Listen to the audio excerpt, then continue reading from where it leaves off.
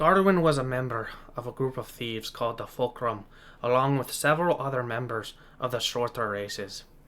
Being the only one with the ability to communicate telepathically, he was a huge asset. He used his ability to manipulate targets while committing petty crimes in the city of Munster. Garwin's younger sister, Helenia, was so mad at Garwin for joining this group. Eventually, Helenia left him, leaving behind only a note that Garwin keeps on himself and reads from time to time. One big score and I'm done. The next one's the last one. I'll stop soon and start working on becoming the man that my sister wanted me to be. But he still needed to provide for himself and found himself day after day justifying his actions. Garwin grew cocky and aimed to hit an organization that he viewed as a rival to attempt to weaken them. He did not realize how strong this organization was because most of their dealings are secret. The Fulcrum went along with Garwin's plan, which began with Garwin attempting to telepathically manipulate one of them. What he didn't know was that the member immediately caught on and played along to lead the group into a trap at their own headquarters. While Garwin was able to hide himself away in a closet during the massacre, he was forced to watch as the organization known as Cream brutally tortured, interrogated, and murdered the Fulcrum one by one.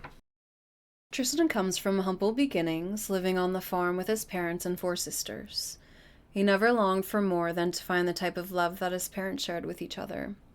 Coming from a small town of no more than 1,000 people, Tristan was very close with his family.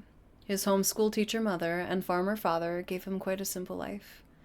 His mother is an elegant and stunning woman, but when she opens her mouth is considered by most to be a bit kooky or strange. When they met, most were put off by her, but Tristan's father found her to have the most fascinating mind. He was instantly drawn to her and began to court her in all the ways he knew possible. He can be sensitive and even goofy at times, but he worshipped that woman, and he was at heart a true romantic. Growing up with 4 sisters and seeing daily displays of the most fairy tale-esque love by his parents shaped Tristan into the man he has become. As his 20th birthday neared, mother and father wanted Tristan to become cultured, and so set himself out to see the world. Tristan also knew the type of love his parents had wasn't waiting for him here, so with that, Tristan began his journey to see the world. A Parable. Merry would be that fraptious day, when a Margrave's title his shoulders doth weigh, to inherit that duty o'er land so frim, his beloved fay home of Glen-Gwilym. 'Twere not to be, for't come a doom, when let alone within his room, outcome dreaded and afeared, a treachery most vile hath reared. His mind did haze, the mist did flow, and to foreign plain was bid to go. Awake he came, exceeding strange to see, and made stuck to observe such monotony. Fie to thee, was heard to cry, thou who deposit me to die. But perish not, would hero in bait, and sally forth to spite that fate. Glensliver in hand, the family blade would surely rue a corpse not made. For wrath like flames can be fulfilled only when betrayer foul lay killed.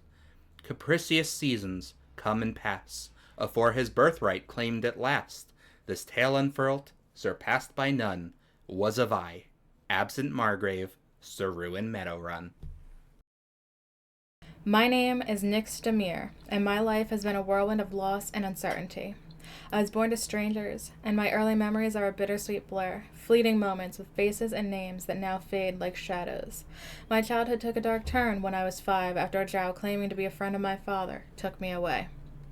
Bound and blindfolded, I endured a harrowing journey that stripped me of my freedom and introduced me to a world of captivity and darkness. For 8 harsh years, I was held in a stone basement, forced to obey orders for scraps of food while witnessing the suffering and deaths of other children. One fateful day, I stole a book on magic, using it as a key to unlock a new path. Driven by desperation and the slightest bit of hope, I taught myself enough magic to escape my captors. Thus began my journey away from the horrors I had endured. In the small city of Yarden, I navigated the treacherous waters of trust at an orphanage until I found a home with Adrian and Kazan Demir and their son Hunter. Though the scars of my past remain, my spirit yearns for knowledge and connection. A glimmer of hope has emerged, a lead on my birth family, offering the possibility of a reunion. Now I head off to Zogioster, the capital of Varakanth, to discover the truth. Raised in a small cabin in an isolated woods, a young half-orc's world is suddenly torn apart.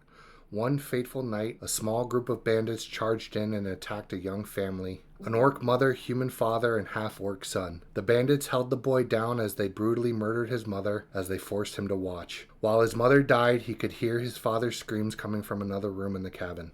Leaving him unconscious, lying on the cabin floor, they set the family's home ablaze. The young half-orc survived only thanks to Gromik. Seeing the burning cabin, Gromik rushed in to see if there were any survivors, and there in the corner laid a small boy, unconscious and burning. He began treating his wounds and nursing him back to health. Not knowing the boy's name, he named him Aldrogar Hert.